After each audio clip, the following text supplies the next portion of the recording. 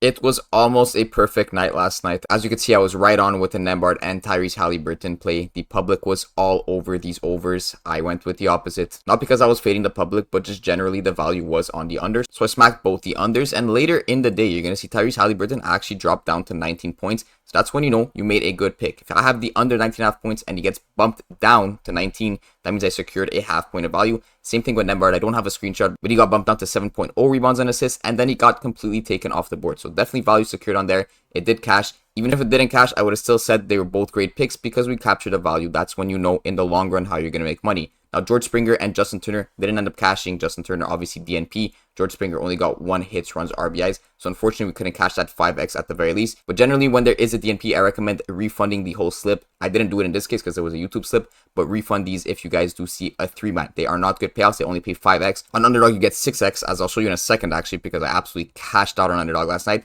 And I also cashed out in the Discord on this play right here. Nice 6-man into 125. Mix of darts, NBA, and MLB. Jack of all trades here. I don't have one specific sport. I play everything wherever there is value. And if you guys saw my video last night, I also hit a 25x there. So Wednesday, 25x. Thursday, 25x. It has been a very good week in the Discord, as you can see right here. Up 52 units across Prizepicks and Underdog in 4 days. That is $520 of profit on a $10 unit. As for Underdog, also an amazing day. I put 6 slips in. You could see I cashed this one, 100 to 600, 100 and 600 here. And then the same things for these ones right here. So that's 2.4k in, and I spent $600 on these slips. So that's 1.8k profit. And since my unit is $100 on Underdog, that's 18 units of profit, as I wrote down right here in the Discord tracker. Now, anyways, I'm getting onto the board. I'm not going to shill for 10 minutes. All I'm going to say is watch this video in the annotations if you are interested in joining the Discord. Do your research, watch the videos on my channel, and check out the spreadsheet. Again, all linked in the description. Then you'll see all the success and you'll finally decide you want to join the Discord and stop waiting around. So let's get into the picks today. Honestly, NBA is very, very dry tonight.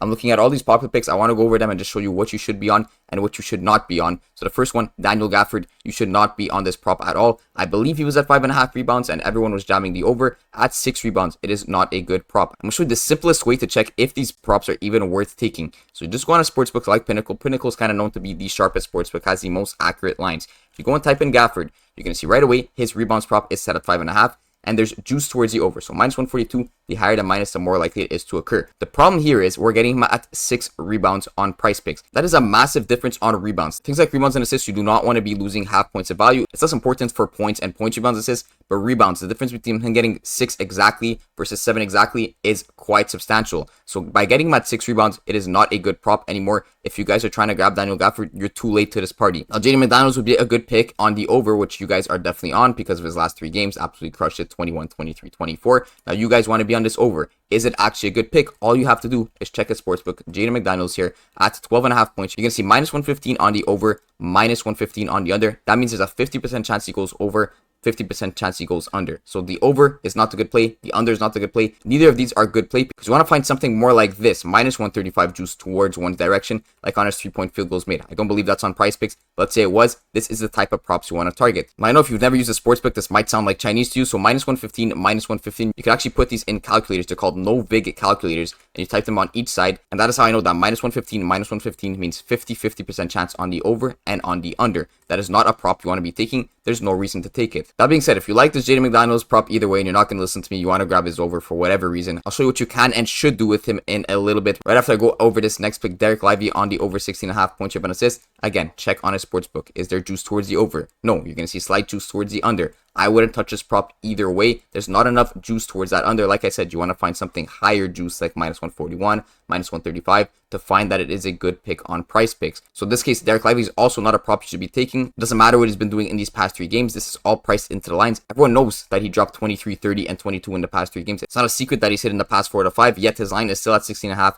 and there's no juice towards either directions. You don't want to be on this Derek Lively pick. Now, Jaden McDaniels, again, you guys missed the boat on this if you're grabbing his over 18 points, rebounds, and assists. I'll show you in the Discord at 11 a.m. We locked this in at 17.5 points, rebounds, assists. It was good at that rate. But as I said in my ranking video, if you guys have seen that, when you're tailing these popular picks, if you're getting them after like 11 a.m. Eastern, you're too late to the party because these have already been bumped. as I just showed you with Jaden McDaniels, 18 points, rebounds, assists. And I believe Gafford might have been set at 5.5 rebounds too. I'm not exactly sure on that. So just to show you again on McDaniels, if we go over to his points, rebounds, assists, he's set at 17.5, and he does have juice towards the over. But again, we're losing a half point here because he's set at 18 on Prizepicks. He's probably about -115 if you were to find his 18.0 points, rebounds, assists prop. Now Kyrie, another player that I would just not take on the over or the under. If you go and check him on Pinnacle, -118 towards the over, -112 towards the under. That is just not enough juice in either direction. If I go and type in -118 here, -112, he only has a 50.61% chance that he goes over. So even if you're on the over, you're not getting any edge at all. You want to find props that are like 54%. So that's why I say -140.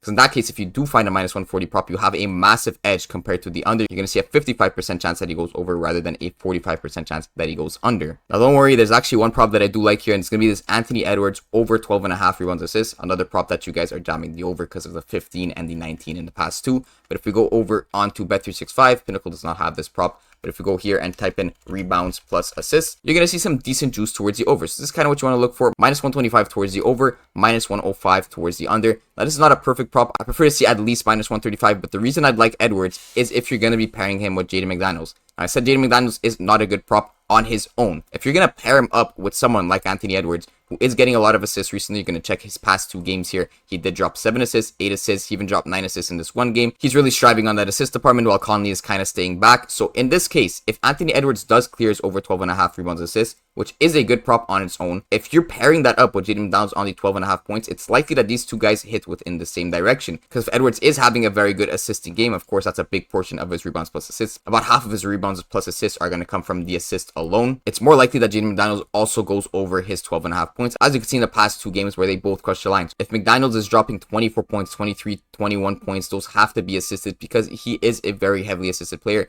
As I always showed you guys, 72.4% of his field goals made are going to be coming from assists. So of course, a standout game from McDaniels, if he happens to have one again, is going to directly benefit Edwards' rebounds plus assist prop. Now, despite the fact that I just went over 6 players, I'm actually not even taking any NBA props in this video because there's just not good enough value tonight in this specific game. Honestly, these lines are pretty tight, so I'm not going to be forcing an NBA play, but I do have some good plays over in MLB and CS2. I just want to show you that. The other play that I wanted to go with got bumped as I was recording the video. It was Doncic on his over assist, and it was Derek Jones on his over 8.5 points. But like I said, every half point is going to count. So I can't recommend this to you anymore, but I did lock this in on the Discord. You could see this slip here. I grabbed a triple stack on Doncic over 8.5 assists, Derek Jones over 8.5 points, and PJ Washington over first quarter points at that 2.5 mark. Anyway, although I didn't take any NBA props, I hope that was informative and you guys know what to take and what to avoid tonight. So let's go over to CS2 and start the actual slip. It's going to be a 4-man power, of course. And this game is at 9 p.m, so you have plenty of time to get this in. It's Nouns versus M80. In this case, we're going with a double under. This guy right here, CJ That King,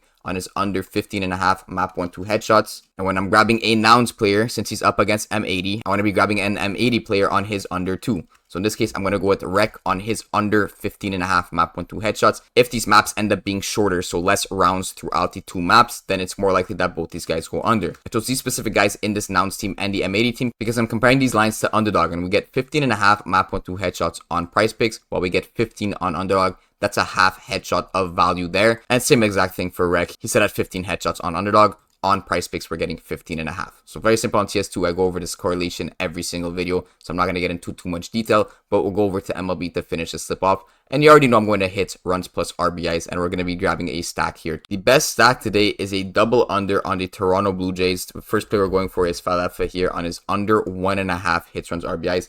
And we're stacking this up with Varsho on his under 1.5 hits, runs, RBIs. Now, the thing is with these guys, they are a bit later in the batting lineup, and I don't know exactly if they're even going to play, which was unfortunate with the Toronto stack I took last night. But as I'll show you, they're both in the expected lineup. We got Varsho expecting to bat 7th, Falefa expecting to bat 8th, which is amazing to see, especially for the under, because those at the end of the batting order are less likely to get at-bats. So if the Blue Jays are not doing well as a whole, you could see a maximum of 4 at-bats on both of these players. One less at-bat for both of these guys is less opportunity for them to cash the. If you go over and check the juice on these players, you're going to love it. -130 on Falefa on his under 1.5 hits, runs, RBIs. Then again, -130 on Varsho's under 1.5 hits, runs, RBIs. So this is exactly what I'm looking for when I'm taking props on Prizepicks. A bit heavier juice towards like -130, -135, even up to -140, but those ones get bumped quite quick. So hopefully these ones do stay on the board and they both play tonight. Let's lock this one in for tonight.